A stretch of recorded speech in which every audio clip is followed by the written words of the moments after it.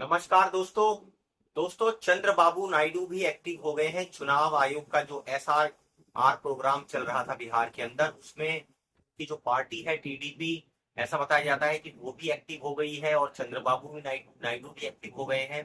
और उन्होंने चुनाव आयोग को, उनकी पार्टी ने जो है वो एक लेटर लिख दिया है, पत्र लिख दिया है। दोस्तों उस पत्र के अंदर जो मेन मेन बातें, उन्होंने क्या क्या सुझाव चुनाव आयोग को दिए हैं, ये दोस्तों हम पहले जानने की कोशिश करते हैं। फिर ये जानने का, समझने की कोशिश करते हैं कि आखिर चंद्रबाबू नायडू को क्या जरूरत थी इस पूरे पचड़े के अंदर कूदने की। क्योंकि जो दो बैसाखियां हैं जिनके दम पर इस बार मोदी सरकार चल रही है, उसमें एक तरफ तो नीतीश कुमार है, दूसरी तरफ है चंद्रबाबू नायडू।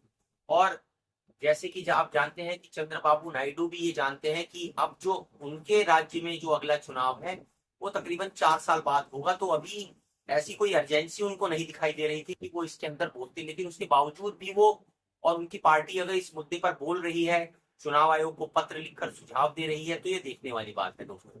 पहला सुझाव जो दिया गया है दोस्तों, वो ये दिया गया है कि वोटर जो लिस्ट की गड़बड़ी की जांच है वो CAG से करवाई जाए। अब ये अगर मान लीजिए किसी का, मान लीजिए वोटर लिस्ट में नाम में कुछ गड़बड़ पाई जाती है, तो चुनाव आयोग उसको ना कर कर किसी थर्ड पार्टी के थ्रू वेरीफाई कराए।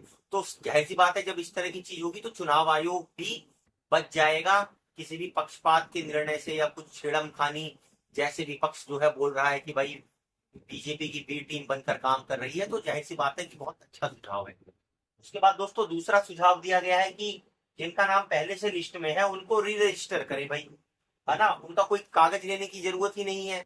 अगर कोई सॉलिड रीजन हो, कोई सॉलिड कुछ प्रॉब्लम दिखती है, तब उसका जो है इस तरह के उससे कागज मांगे जाए या उससे जो है आगे का जो है फार्म वारम भरवा के और कार्रवाई की जाए। और अदरवाइज अगर नॉर्मली वो पहले से ही रजिस्टर्ड है तो उसको री रजिस्टर्ड करके उसके फॉर्म के आधार पर उसका जो है वोटर लिस्ट में उसका नाम जोड़ा जाए। तीसरी चीज दोस्तों जो बोली है कि भाई आधार जब बने हुए हैं ऑलरेडी, तो आधार बेस जो है वो क्रॉस वेरिफिकेशन कर लो भाई। जब बायोमेट्री आप करते हो, हर जगह आपने आधार को लगा रखा है, तो वोटर लिस्ट से आप आधार कर लो, कोई डुप्लीकेसी नहीं रहेगी। तो दोस्तों ये मेन तीन चीजें जो हैं वो तेलुगु देशम पार्टी ने रखी है। इसके अलावा क्या मांग रखी है चौथी, वो भी बड़ी इंपॉर्टेंट है कि ऐसा कर दिया जाए कि जिला स्तर पर जो है, जो भी रिवीजन होता है, जो भी लिस्ट बनती है, उसको सिस्टम पर अपलोड कर दीजिए ताकि हर कोई उसको देख सके। ये बात ये है दोस्तों कि आप ये देख सकते हैं कि एक बार आपने जो है साइट पर गए और फलाने जिले की आपने लिस्ट निकाली, उसमें अगर कोई नाम किसी का जुड़ता है तो उसका रीजन आपको मिल जाएगा भाई क्यों जुड़ा। और अगर किसी का नाम आप काटते हो तो उसमें रीजन मिल जाएगा कि आपने क्यों काटा। दूध का दूध और पानी का पानी हो जाएगा। तो दोस्तों ये जो चार मांगे हैं ये तेलुगु देशम पार्टी ने रखकर, आप ये समझ लीजिए कि चुनाव आयोग के लिए एक मुसीबत खड़ी कर दी है। और तेलुगु देशम पार्टी भाई मोदी सरकार की सहयोगी पार्टी है। तो इसके पीछे दोस्तों कयास ही लगाए जा रहे हैं कि जो चंद्रबाबू नायडू है वो परिस्थितियों को बहुत अच्छी तरह से भांप गए हैं। वो समझ गए हैं कि हो सकता है कि आने वाले कुछ समय के अंदर मोदी जो है वो प्रधानमंत्री की कुर्सी से हिले और कोई और उनकी जगह पे आकर प्रधानमंत्री की कुर्सी को पकड़ेगा दोस्तों।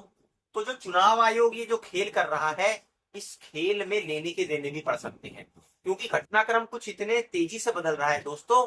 तेलुगु देशम पार्टी ने उसी परिस्थितियों को ध्यान में रखते हुए ये अपने सुझाव रखे हैं। दूसरा, वो देख रहे हैं कि जो भी सहयोगी दल है, चाहे महाराष्ट्र में आप देख लीजिए शिंदे ग्रुप का क्या हाल हुआ, तो शिंदे का हाल देखकर जो नीतीश और नायडू हैं वो भी सकते में है। हालांकि नीतीश के तो क्योंकि बिहार में चुनाव है तो वो चुप्पी मार के बैठे हुए हैं, लेकिन दोस्तों आज नहीं तो कल इसमें बहुत ही ज्यादा गहरे रिजल्ट दिखाई देने वाले हैं। और ये ऐसा मुद्दा है कि इससे कोई बच नहीं सकता है, इससे कोई अछूता नहीं रह सकता है।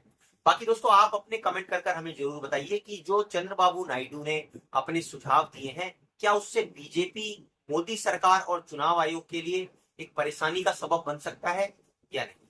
हमारे वीडियो को लाइक और सब्सक्राइब जरूर कीजिए।